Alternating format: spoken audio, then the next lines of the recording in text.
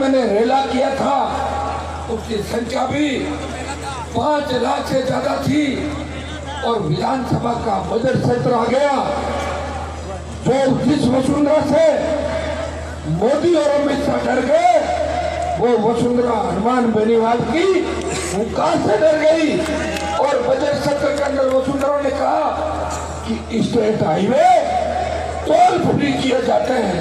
वसुंधरा ने कहा कि किसानों का 50,000 का कर्जा माफ किया जाता है और कहा कि 1 लाख किसान के बेटों की नौकरियां निकाली जाती है। ये अगर काम किसी ने कराया तो आपके भाई की हुंकार ने कराया।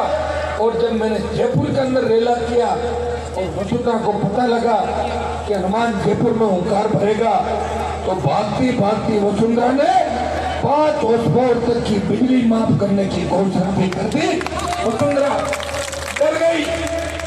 और भाइयों, जो भगत सिंह की भूमिका के अंदर चल रहा हूँ, मैंने जो पार्टी बनाई थी उससे पहले भी कहा था कि कांग्रेस और भारतीय जनता पार्टी के किसान नेता कद्दावर तो कांग्रेस बीजेपी में कोई है नहीं। कद्दावर तो वो होता है जिसके पास 5,000 वोट का समान होता है पार्टी चिन्ह के अलावा। कद्दावर कौन होता है? 5,000 वोट जिसके खुद के होते हैं। कांग्रेस बीजेपी के अंदर जितने भी किसानों को नेता है वो तो हाथ का और फूल का चिन्ह लेकर दौड़ रहे, नेता लिए लड़ने की उनकी औकात बहुत कम लोगों की है। और अगर लड़ भी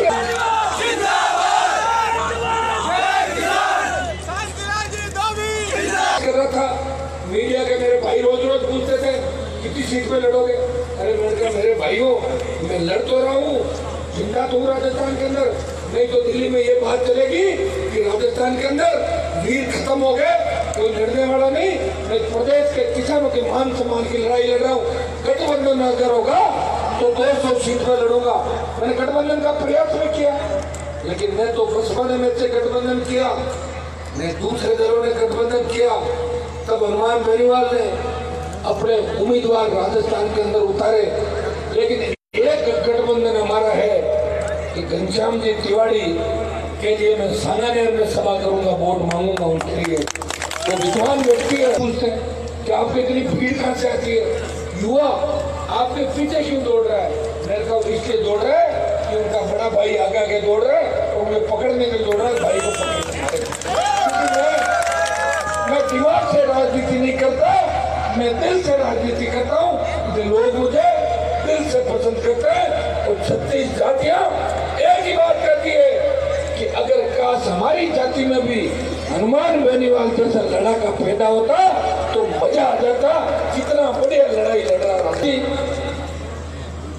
आप सत्ता प्राप्ति की बात कर रहे हो, 200 सीटों में नहीं लड़ा पाए। मैंने कहा भगत सिंह अगर ये सोच लेता कि मैं फांसी पे क्यों चढ़ूं, फांसी पे चढ़ जाऊंगा तो प्रधानमंत्री कैसे बनूंगा, तो फिर देश आजाद कैसे होगा। भाइयों, मैंने लड़ाई की शुरुआत करी राजस्थान के अंदर। मैंने कहा था कांग्रेस भाजपा के अंदर नहीं जाऊंगा, जब मेरे भाई कहेंगे तो नई पार्टी बनाऊंगा। और अभी कहता हूँ शांतिलाल जी, आप दिल कच्चा मत करना। अगर अपनी 30-40 सीट आ गई तो कयूम साहब आप ही सुन लो, मनसुख जी आप ही सुन लो, हमारा सबका फैसला होगा। अगर 30-40 सीट आ गई और हमारे समर्थन की आवश्यकता पड़ी, हम कांग्रेस भाजपा को समर्थन नहीं देंगे, हम वापिस चुनाव करेंगे। वालों तो रिजल्ट तय कर दिया करीब करीब 36 कौम के लोग बैठे हैं मेरे पीछे, सारे खड़े हैं आशीर्वाद देने के लिए। या मुझे लग रहा है कि 36 कौम मिलकर चुनाव लड़ रही है और शांतिलाल जी के भाग्य के अंदर बहुत बड़ी जीत लिखी हुई है। मैं इतनी जवाबदारी आपसे लेता हूं कि शांतिलाल जी अगर चुनाव जीत के गए तो कपासण की धरती पे इतना विकास होगा जितना चूसर की धरती पे विकास हुआ।